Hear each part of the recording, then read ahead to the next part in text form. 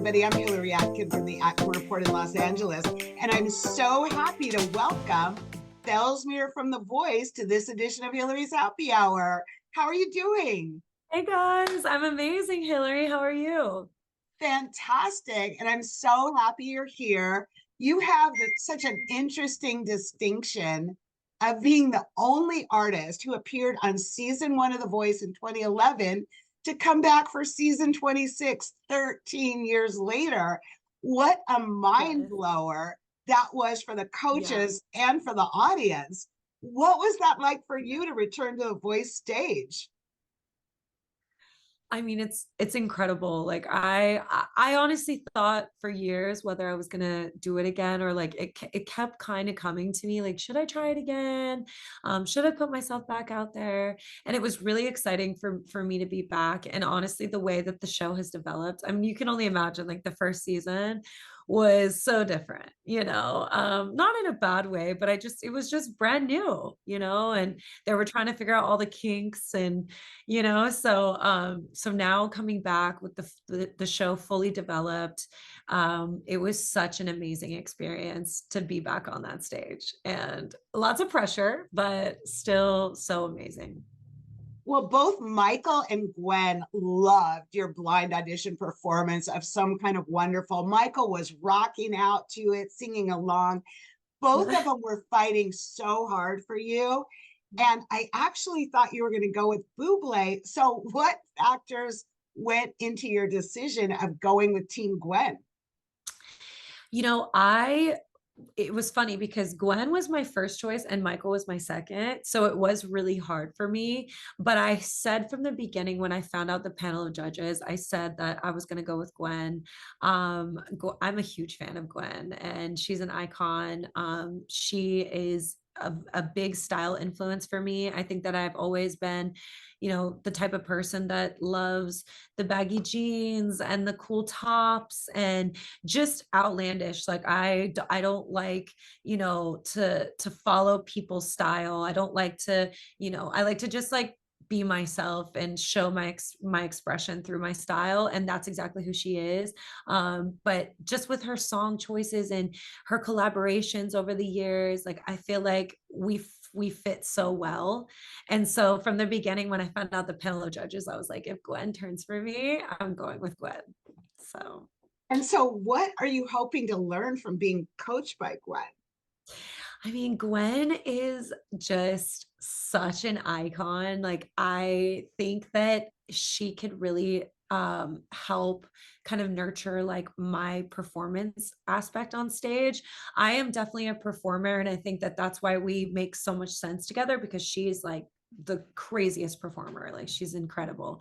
And so I think performance wise, like I really just want to connect with the audience, and I think that she does that so well.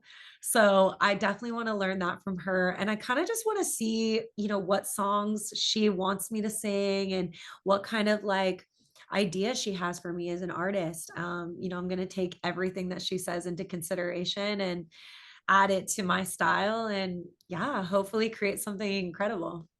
Flashback to season one, and Yes. you were performing as Kelsey Ray.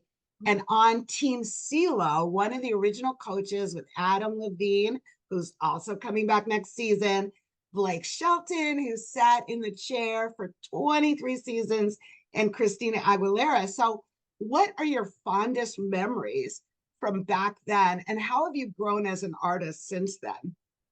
Well, I think when I first came out to LA, I was 19. I turned 20 on the show.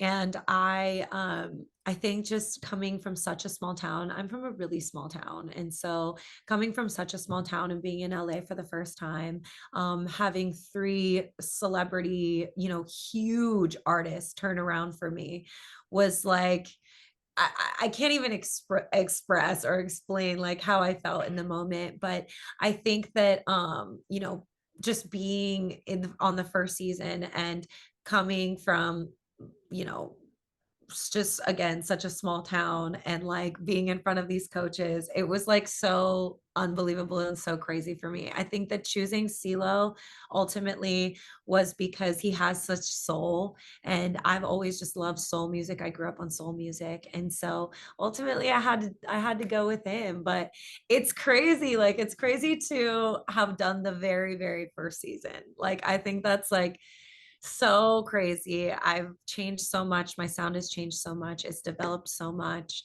I have a much lower tone than I did when I was 20. And so, yeah, I was just really young. And I think I was just a little more nervous back then. Um, but it feels incredible. It felt so good to be back on that stage. Felsmere, it's been what, 13 years since then. So tell me about your musical career and how it's developed during this time. I've been in LA, and I signed a deal when I was 24, and I worked with Grammy award winning artists and producers and songwriters. And I really learned how to be a songwriter through that process. And I've been making my own music. I plan to release my own music, continue to release my own music. I've been releasing my own singles independently. And I'm just so excited to hopefully get my album out and put out a full body of work finally. And now that we have this platform and I'm on this experience, hopefully I have that exposure to be able to be heard finally. I cannot wait to see what's next for you. I'm really excited. And I want to thank you so much again as we wrap up our happy hour. I want to lift a glass to you and your Cheers. continued success on The Voice.